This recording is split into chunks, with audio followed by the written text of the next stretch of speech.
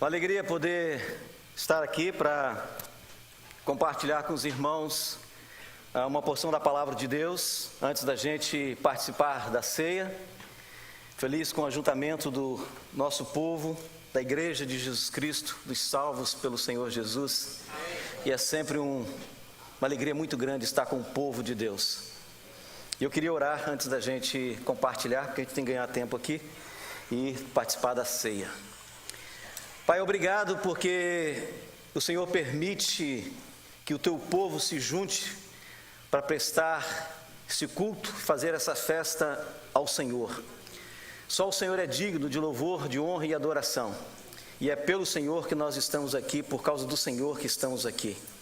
E como o Senhor já tem manifestado a tua graça aqui em nosso meio, que o Senhor continue fazendo todo esse restante agora no momento em que vamos refletir um pouco sobre a tua palavra, que o teu Santo Espírito seja aquele que vá ministrar o nosso coração. Em nome de Jesus, amém. Bom, se o Senhor me permitir, se Ele continuar derramando a sua graça sobre a minha vida, no próximo mês de março eu completo 60 anos de vida. Olha, parece que foi ontem que eu estava ali nas periferias de Vitória, catando caranguejo, soltando pipa, jogando futebol a tarde inteira e tinha fôlego. Hoje o coração já nem deixa fazer muito isso. Mas, às vezes dá vontade de voltar àquele tempo, né? Mas sabe que às vezes eu consigo. E eu vou dizer para você como é que eu consigo. Júnior tem um negócio aqui que me ajuda muito. Minha autoestima vai lá em cima, assim, ó. 100% quando eu vou no Júnior. E o Júnior tem uma balança. Você sobe naquela balança. E da última vez que eu subi, ela faz um monte de cálculo. No final, ela me deu 44 anos. Poxa vida, que foi uma bênção. Eu fiquei muito feliz. Mas aí acontece, depois eu me lasco, porque eu vou no espelho, ih, não está muito assim não. Eu vou calçar o sapato, já não dá, já não é assim também. Bom, enfim, o tempo passa para todo mundo. A vida passa, e eu estava refletindo sobre a vida e vi o quanto passou rápido demais. E fiquei me perguntando, poxa vida, será que eu vivi intensamente? Será que eu aproveitei bastante esse tempo? Mas vi também que tenho a possibilidade de viver intensamente os anos que ainda Deus tem para mim. E isso me traz muito alento. E aí eu comecei a refletir, aquelas reflexões que eu acho que você também de vez em quando tem. E comecei a pensar na palavra de Deus, na Bíblia e tal, e eu vi que algumas coisas parece que não faz muito sentido para a gente, pelo menos no primeiro momento, parece que não tem muito a ver aquele negócio ali. Os textos parece que não batem com a realidade. Por exemplo, o famoso texto de João 10:10, eu vim para que tenham vida e a tenham em abundância e a tenham plenamente. Às vezes não batia muito para mim, porque eu vejo alguns cristãos numa luta grande, em conflitos, são crentes, mas estão sempre em conflitos, parece que não conseguem viver abundantemente. Eu olhar para a minha própria vida e vi os conflitos, as minhas dificuldades, coisas às vezes que até mesmo eu criei, e parece que não conseguia viver abundantemente. E muitos se tornam cristãos com a expectativa dessa vida abundante, mas parece que ela nunca se concretiza. E aí eu percebi, pensando nisso, que a gente comete pelo menos 2 erros. Quando a gente pensa nesse texto, a gente pensa em vida abundante. O primeiro erro é considerar que a vida abundante é uma vida de prosperidade e riqueza. Ter bens materiais. Uma vida abundante não é necessariamente ter bens materiais. Muitos pensam assim e se lançam desesperadamente em busca desses bens materiais que dariam a ele essa vida abundante que ele sonha, mas é pura ilusão. Existem muitas pessoas que são abastadas financeiramente, materialmente, mas não vivem abundantemente, não vivem intensamente. A vida passa sem sentido, sem razão alguma. E o segundo erro é pensar que a vida abundante a que Jesus se referiu é uma vida apenas para o futuro, na eternidade, uma vida nos céus, e assim se conformam com uma vida medíocre, e ela se torna também vazia, sem sentido algum. São dois extremos que nós precisamos evitar para não sofrermos. Nós precisamos entender que a vida abundante não consiste em se ter, mas consiste em ser. Não é o que você tem que conta, mas o que você é. Quando você só deseja ter, você acaba comprometendo o que você deveria ser. E para Deus, o que conta é o que você é e não o que você tem. Nós precisamos entender também que a vida abundante que Jesus falou é para ser vivida aqui, agora, já, a partir desse tempo nosso aqui neste mundo. Não é a vida futura tão somente. Os privilégios de ser filho de Deus, de viver uma vida com sentido, satisfação e realização, é a partir de aqui, agora, do momento em que reconheço Jesus Cristo como meu Senhor e Salvador, eu tenho que viver essa vida abundante. Mas por que na prática nós não vivemos essa vida abundante? Além desses dois erros, eu acredito que fundamentalmente nós nos esquecemos de quem somos. Quem somos nós? Nós não somos melhores que o mundo, somos pecadores como as pessoas lá fora, mas nós estamos acima do mundo. E para viver a vida abundante que Jesus Cristo oferece, é preciso, acima de tudo, compreender qual é a nossa posição em Cristo. Pessoas vivem intensas crises de identidade porque não sabem quem são, não sabem o potencial que elas têm, do que são capazes, e elas vivem frustradas o tempo inteiro. Nós precisamos entender então qual é a nossa posição em Cristo. Mas, e qual é a posição de Cristo? Porque uma coisa puxa a outra. Veja o que diz Efésios capítulo 1, verso 20 e 23, se você quiser deixar aberto aí, vou usar o texto de Efésios 1 e Efésios 2. Efésios capítulo 1, de 20 a 23, é assim: esse poder ele exerceu em Cristo, ressuscitando-o dos mortos e fazendo-o assentar-se à sua direita, nas regiões celestiais, muito acima de todo governo e autoridade, poder e domínio, e de todo nome que se possa mencionar, não apenas nesta era, mas também na que há de vir.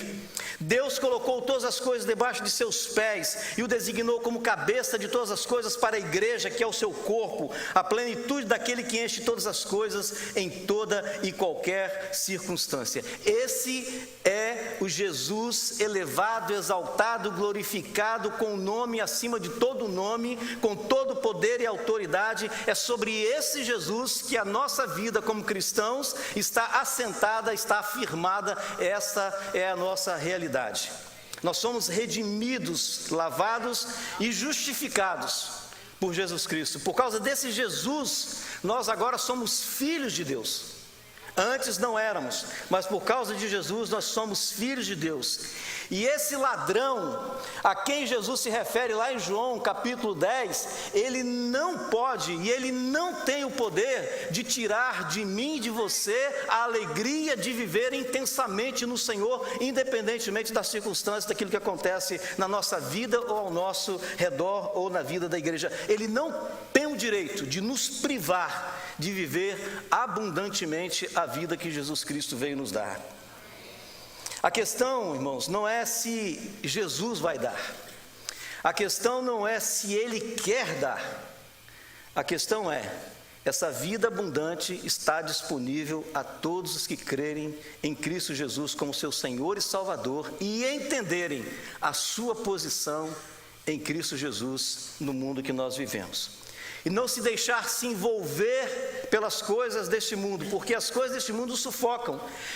As coisas deste mundo embaçam a nossa visão e nos impedem de perceber o que Deus tem para cada um de nós, e nos impede muitas vezes de viver a vida cristã na sua intensidade, com toda a sua plenitude, viver abundantemente. Parece que muitas vezes nós estamos preocupados em dar satisfações a Satanás. Parece que nós estamos preocupados em dar satisfações ao mundo, pelo fato de nós ser exigido uma vida acima do padrão do mundo, de viver diferente do mundo. Parece que nós nos preocupamos muito em satisfazer o mundo, em dizer alguma coisa para eles. Nós precisamos de viver Isso vai fazer diferença, isso vai fazer toda a diferença. Nós continuamos seres humanos, falhos, sujeitos ao erro, sujeitos ao pecado, mas em Jesus Cristo, nós estamos numa posição muito mais elevada do que o mundo aí fora. E nós precisamos ter consciência disso. E o mundo é que precisa nos imitar, e não o contrário. Mas afinal, o que é uma vida abundante? Eu quero chamar a sua atenção então para o texto de Efésios, capítulo 2. E nesse texto maravilhoso, nós poderíamos passar aqui o dia inteiro falando sobre ele. Nos versículos 1 a 6, Paulo vai nos mostrar a nossa posição em Cristo. Ele mostrou quem é Cristo, o Cristo sobre o qual nós estamos alicerçados. E agora ele vai mostrar qual é a nossa posição. Ele diz assim: vocês estavam mortos em suas transgressões e pecados. Olha bem a nossa situação. Nos quais costumavam viver, quando seguiam a presente ordem deste mundo e o príncipe do poder do ar, aquele mesmo ladrão que Jesus se referiu lá em João 10. O espírito que agora está atuando nos que vivem na desobediência. Anteriormente, todos nós também vivíamos entre eles, satisfazendo as vontades da nossa carne, segundo os seus desejos e pensamentos. Como os outros, éramos por natureza merecedores da ira. Todavia, contudo, porém, Deus, que é rico em misericórdia, pelo grande amor com que nos amou, deu-nos vida juntamente com Cristo, quando ainda estávamos mortos em transgressões. Pela graça vocês são salvos. Deus nos ressuscitou com Cristo e com Ele nos fez assentar nos lugares celestiais em Cristo Jesus. Essa é a nossa posição em Cristo Jesus, acima dos que vivem na desobediência, acima do padrão que o mundo estabeleceu. E aí então, a partir do verso 7, ele mostra como resultado da nossa posição, o que acontece como resultado da nossa posição em Cristo. Essa posição elevada com relação ao mundo. Ele mostra o que é de fato viver abundantemente em Cristo Jesus. Porque viver abundantemente é estar alicerçado em Cristo. É estar na rocha que é Jesus Cristo, é estar firmado nesse que tem todo o poder e toda a autoridade sobre todo o universo, é ter as características de Cristo, é reproduzir Cristo, é reproduzir as qualidades dele na vida diária. É isso que é viver abundantemente, é estar em Cristo, é viver em Cristo, é ser Cristo para o mundo aí fora. E aí ele mostra para a gente alguns aspectos. Primeiro, passar aqui rapidamente. Uma vida cheia de graça. Viver abundantemente é ter uma vida cheia de graça. E não poderia ser diferente. Jesus é a revelação da graça de Deus. Se nós somos firmados nele, nós temos que transmitir graça. Nós somos salvos pela graça e somos mantidos tão somente pela graça. Não poderia se esperar algo diferente dos filhos de Deus, dos que seguem a Jesus Cristo, a não ser que eles sejam graciosos.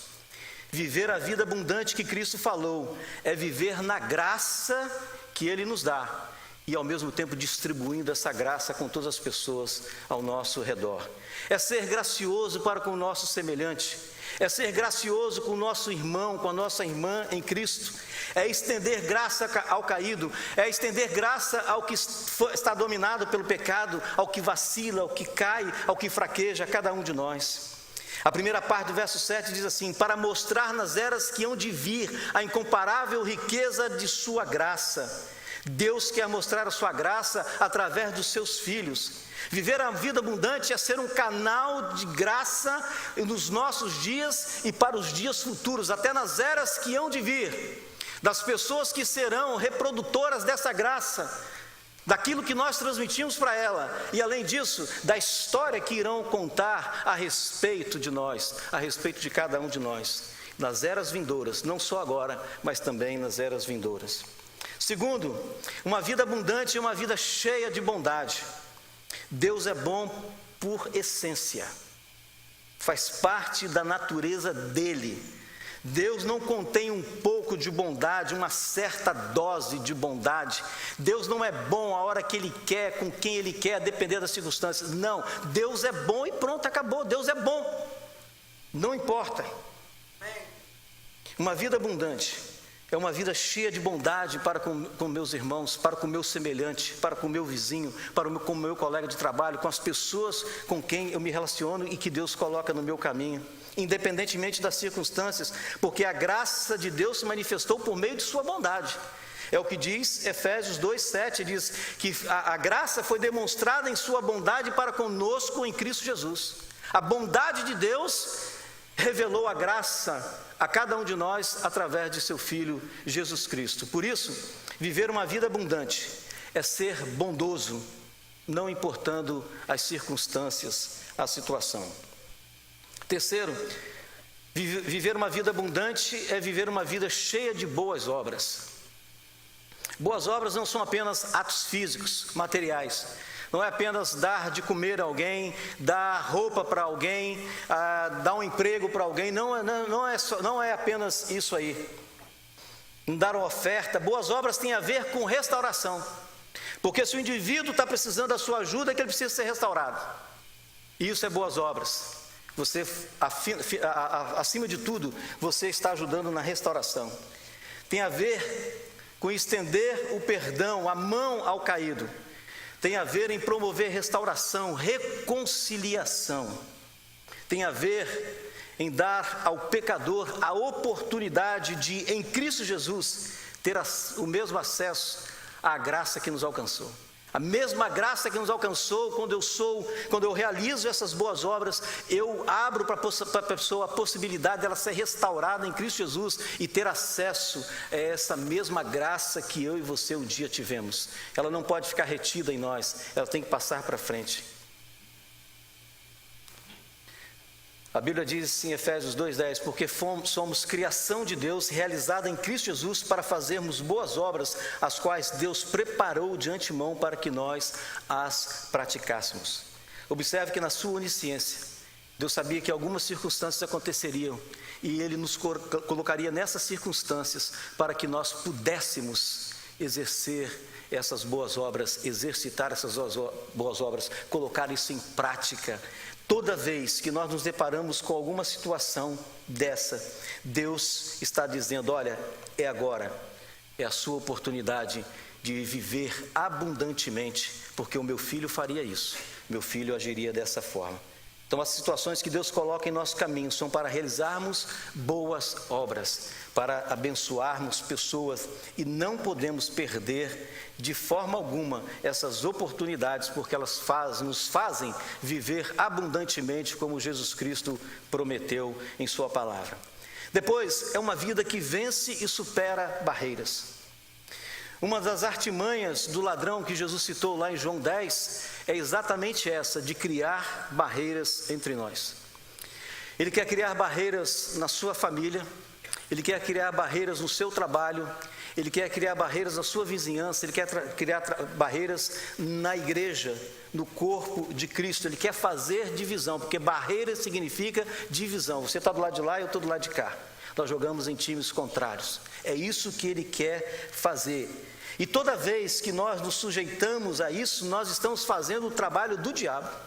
Nós estamos fazendo um trabalho que ele quer fazer.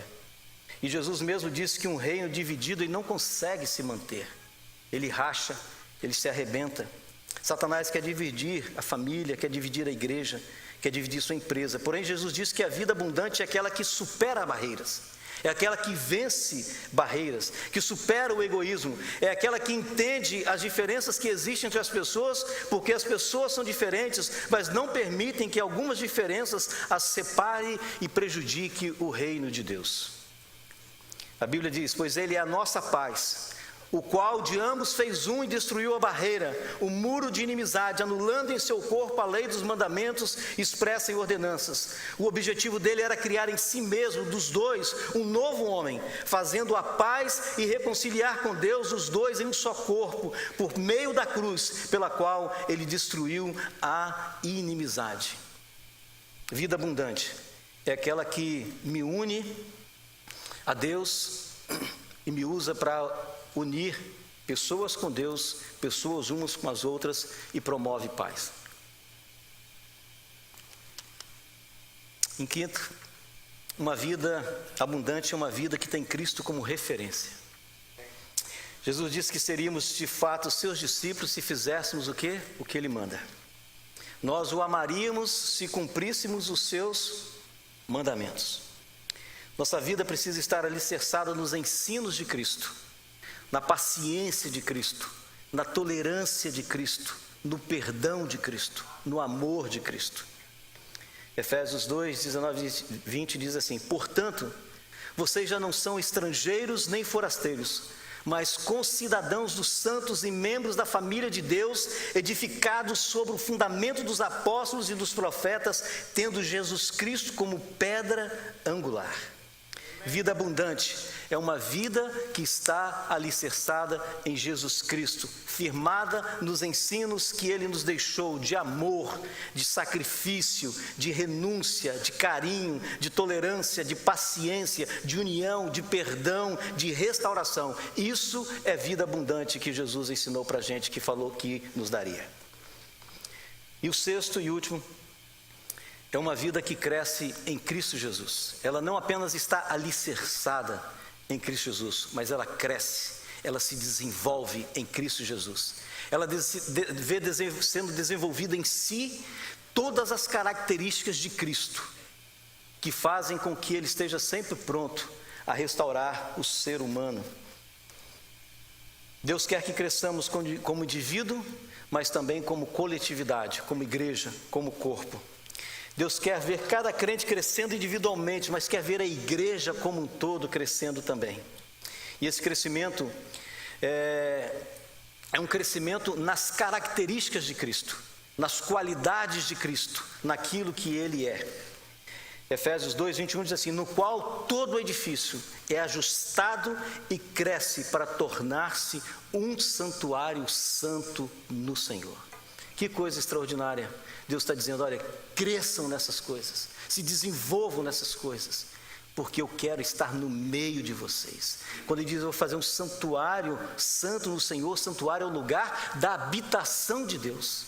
É o lugar onde Deus se manifesta, é o lugar onde Deus se faz presente. E é isso que Deus quer, que nós como indivíduos sejamos e que nós como igreja sejamos. Lugar onde Ele possa se manifestar livremente, salvando, restaurando, curando, abençoando vidas. É isso que é viver abundantemente. O edifício somos nós, igreja, corpo de Cristo, crescendo juntos com um objetivo: sermos santuário do Senhor, habitação do Senhor, morada do Senhor, ajuntamento onde a presença de Deus é vivida, sentida, experimentada. Isto é viver abundantemente, conforme a palavra de Deus nos ensina. E para concluir, para a gente participar da ceia, eu creio que a gente pode fechar isso dizendo que vida abundante, e afirmando isso, é o próprio Jesus Cristo, é o próprio Senhor Jesus. Ele mesmo afirmou: eu sou a vida. Portanto, vida abundante é viver nele, é viver com ele, é viver para ele, é viver por ele. A nossa vida aqui não tem sentido algum se não for por Jesus, se não for para Jesus. Não vale a pena. Tudo gira em torno dele. Ele é o centro de tudo. E tudo que nós fizermos neste mundo precisa ser feito para redundar em honra, glória, louvor e adoração ao nosso Deus. Viver uma vida abundante, compartilhando as características de Cristo, é fazer exatamente isso aí. Ele diz que Ele é a vida. Então nós temos que viver por Ele. Não é por mim, nem para mim, mas é por Jesus e para Jesus. Eu me esvazio para que Jesus seja exaltado e seja glorificado. Não é a minha vontade, mas é a vontade do Senhor, é o querer do Senhor. Eu espero que o Espírito Santo de Deus nos permita cada dia mais reconhecer a nossa posição em Cristo Jesus. E seguindo o que Ele diz, alicerçados no que Ele diz, na sua palavra, na sua verdade, sermos seus imitadores, vivendo uma vida abundante, uma vida plena, cheia de sentido, cheia de realização.